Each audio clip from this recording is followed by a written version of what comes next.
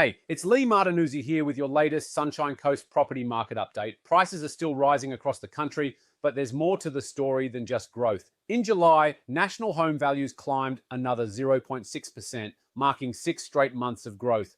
Median prices now sit around $844,000, and auction clearance rates are holding at 75%, the highest we've seen in over a year. But here's what I'm really noticing.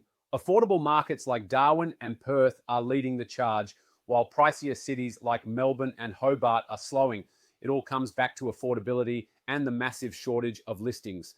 If we suddenly saw a flood of new homes come to market, prices could shift fast. Here on the Sunshine Coast, demand remains strong, especially in the lower price range. Renovated, move-in ready homes are still flying out the door, but properties needing work in higher price ranges may tend to sit for a little longer, with some owners having to discount slightly to sell. It's all about aligning the right marketing strategy with the home to attract the ideal buyer. Reading Matusik's latest article really got me thinking.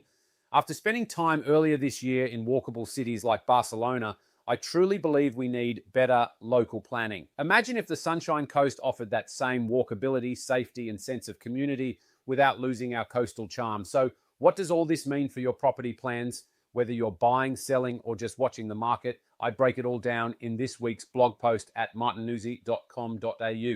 Click the link, have a read, and feel free to reach out if you need advice. See you soon.